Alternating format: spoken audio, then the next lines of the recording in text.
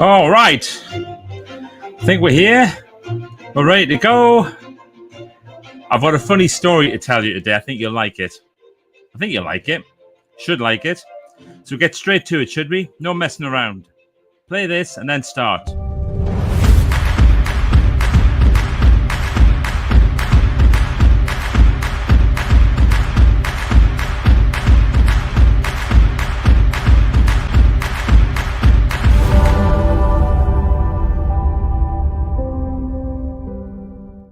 All right, here we go. It's the start of the week. Grab your coffee cups. It's Magic Monday Live. Somebody said to me the other day, why do you always start a minute late on Instagram? And it's because I start live on Facebook, YouTube, and LinkedIn at 12 o'clock, but I can't play the intro thing. So I have to do something else. Anyway, there's people just straight away. Here's Deborah. Hello, Deborah. How nice to see you. Wow. Hope you're well. So I've got a little funny story to tell you today, and this popped into my head about 3 weeks ago, and I put things in my diary. So I have Magic Monday ideas, on my notebook, sorry, Magic Monday ideas or newsletter ideas, or could be both. And this one was a could be both. And I have to say, I had a little giggle to myself. And I thought, do I do this as a live video or do I write about it? I thought I've got to do it as a video because there's going to be some facial expression. Yes, there will be some facial expression that I will be sharing with you during this Magic Monday Live. So many years ago now, I guessed around about 28 years ago, 29 years, something like that. I was working in Glasgow and I I had to go to London, and I was quite excited about going to London in those days. And we used to fly. So the company that I worked for, you were allowed to fly to London, which I thought was great. It was actually strange. It was a lot cheaper than getting the train, which is bonkers, isn't it? And you could even, if you worked it out well, you could fly with British Airways to London, which was even better. So in British Airways, in Heathrow Airport, there was, I think it was called Gate 5. And Gate 5 was Gate 5 A, B, C, D, and E. And it was like a wheel, if you can imagine. So it's like a wheel, and you've got these different bits coming out from the wheel, different spokes from the wheel. The planes would pull up. You'd hop on your plane, and then you'd fly home. So you were flying from Gate 5A or 5B or 5C or whatever. So I did my work in London, and then I was flying home, and we always used to do an early morning flight down and then a late flight back. That was always the deal. Get the most out of the day. And I was coming back, I think it was on the 8 o'clock flight, and I've been on the go since 5 o'clock in the morning. I was a bit knackered. I could have done with more energy. Let's put it that way. Could definitely have done with a bit more energy. And I got to the gate, and I was kind of having a look around, and then suddenly they started to call my flight. Now, at that time, there's loads of flights going. So I was like, oh, quickly. Had hand luggage only, so I just bombed over. And I got in the queue, and they're just, checking everybody's tickets on as they get on the plane. And I was a little bit late, right? Because I didn't realize this, but I was a bit late. And so I was quite pleased to have got on the plane. But it was one of those ones where I've got, my hand luggage with all the stuff. But I was a little bit late for it was an 8 o'clock flight. I think it was like maybe 10 to 8 now or something like that. And I moved my way all the way along to where my seat might be. And then I look, and there's somebody in my seat. Now, we've all had that before, haven't we? We've all had that before. And I thought, well, it's okay. I'll just be very nice. I'll ask them to. I said, excuse me, I think you might be in my seat. And this guy went, no. I said, yeah, 16A. I think you might be in my seat. This guy looks at me again. No. And I wonder if you could just check. He goes, this is my seat. So I'm thinking, I'll flip back. The last thing I want to do is have a battle with a Glaswegian on the way back up the road here. So I thought, just chill, be all fine. It'll be good. Get someone to help. So I go all along, and then I look and I see a member of the crew, and I'm like, excuse me. So the member of the crew comes on. Now, this is where I should have talked to them before I went back along to row 16. But for some reason, I didn't. Actually, I know the reason why I didn't. It's because I'm an idiot. That's why I didn't. So I actually went along with the person, made sure I got right up to them, right up to this person on row 16. I said, excuse me, this person seems to be in my seat. I'm in 16A. And the person went, I'm in 16A. So they said, no problem at all. We've got a few more seats. Let's just sort it out. And then I wish I'd just said, well, put me anywhere. But instead I stood there like an absolute waiting for this person to be moved rather than me take another seat. When I look back at this, it gets more and more embarrassing. Anyway, the lovely person said, the cabin crew, she said, oh, there's no problem. Let me have excuse me, can I see your ticket, sir? So he goes, so he's big fuss. He gets his boarding card out. She goes, oh, yes, 16A. That's right. And sir, can I see yours? So I did this big flourish and I handed over and she went, oh, yes, you are also in 16A. But sir, you are on the flight to Glasgow and this is the flight to Edinburgh. I was on the wrong plane.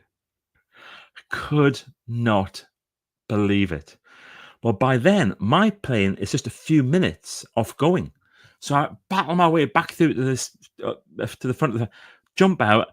I'm at 5B, and I think I'd got on at 5C or whatever way around it was. So I run along, and they're just closing the doors. And they went, "Oh God, you've cut a clock." I said, "You wouldn't believe what's just happened. You wouldn't be." And I'm thinking, how did I even get on that flight? I shouldn't have even been allowed to get on it. If they were checking the tickets, they clearly weren't checking them that well. Anyway, I get on my one, and all these people are looking at me because I'm sort of the last on the plane. It's like, oh, okay, sorry. And I get my bag and I chuck it up and then close the overhead compartment. And then maybe, I don't know, 10 seconds later, we pull away. I thought, thank goodness for that. And then my mobile phone started to ring up above. And there was a guy sat next to me who, by the way, I'm in 16A. So I've had to get two people to move to get into my seat next to the window. And one of the people next to me, he gets a bit of one of these things. He goes, phone. Can you hear the phone? It's a phone. And then they pulled the plane out, and then we're going towards the runway, and it rings again. Now, I know nowadays it doesn't really matter that much if a phone goes off on a plane. We all know it's not going to bring a plane down. But in those days, this was serious. I mean, there weren't many people who had mobile phones. I was quite lucky to have one. And the fact it was going off in a plane, and we'd all heard these stories about how somebody's plane rang and they turned the plane around or brought it down or something like that. So I was like, all right, okay, I've got to just got to stay calm, try not to make it look like it was me with a phone. and so it's dead calm face. Anyway, we took off and then we went out of range, and of course the phone stopped ringing until we came down to land. And I had a Motorola StarTAC. Do you remember those? Motorola StarTAC. It was like a clam phone thing with a pulley out aerial. And what it did was, if you got a message, it would ring and let you know every 60 seconds that you had a message, and then until you got it. I don't know why it did that. There must have been a setting somewhere that you could have switched it off. But we were coming into land, and then suddenly my phone picks up the signal and starts going beep beep beep beep beep beep beep beep beep beep, like you've got a message. And then we land. Another 60 seconds. Beep beep beep beep beep beep beep beep beep beep beep beep beep. Another 60 seconds. Beep beep beep beep beep. I then had to time when I got out of the seat to grab my bag, to put my hand in, to pull the battery out. It was the quickest way I could think of stopping it. So put my hand in the bag to pull it out like that. And I went, oh, car keys, got them. Which was bullshit. They were in my pocket. And the person next to me, he knew that it was me. But the one right next in the aisle, he was the one who was freaking out. So the guy next to him, he knew, and he just kind of gave me this look. Oh, no, I know. But here's the thing. I got home that night, and I was talking to Christine, and I said I was absolutely convinced that I was on the right plane. I was absolutely convinced. If you're just tuning into this now, you need to watch the start. I was on a wrong plane, and I So I was absolutely convinced that I was right. And Christine says, you often do that. Yeah, you often do that. It was a bit of a wake up, actually, being told that I often did it, because it's true. I would often do that. Absolutely convinced that you're right when you actually couldn't be more wrong.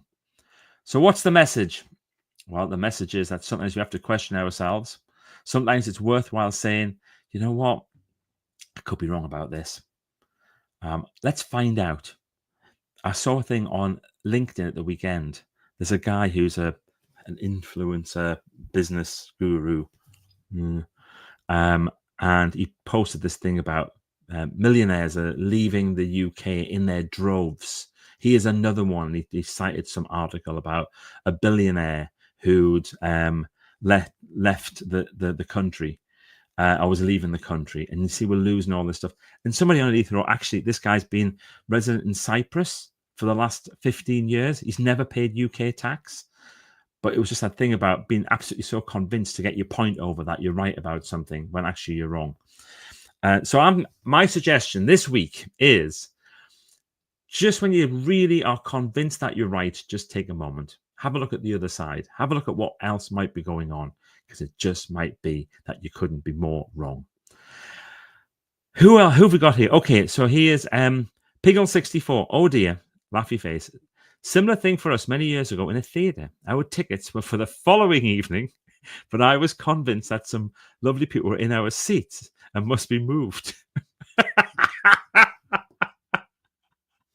Oh, that would be so me. That would be absolutely me.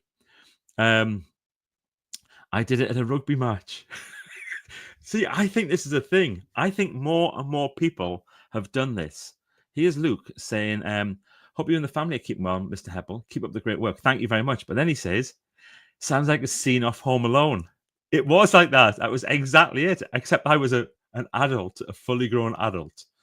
Nick Finney's watching from scorching Enfield, where it's hotter than Dubai. Probably. Here's Angie Vale from Witham. Angie, I've got some exciting news. I'm going to be doing a job. I'm doing a keynote just down the road from you in September. It's going to be announced any day now. As soon as it's announced, I'll let you know. I looked on the map. It is literally just down the road from Witham. I can't remember which remember it is. Hi from a hot Birmingham. It's hot, isn't it? It's hot everywhere. But look, this is good. I was going to do the thing today about saying it was too hot, and people say it was too hot, and it's not really too hot. It's just, it is.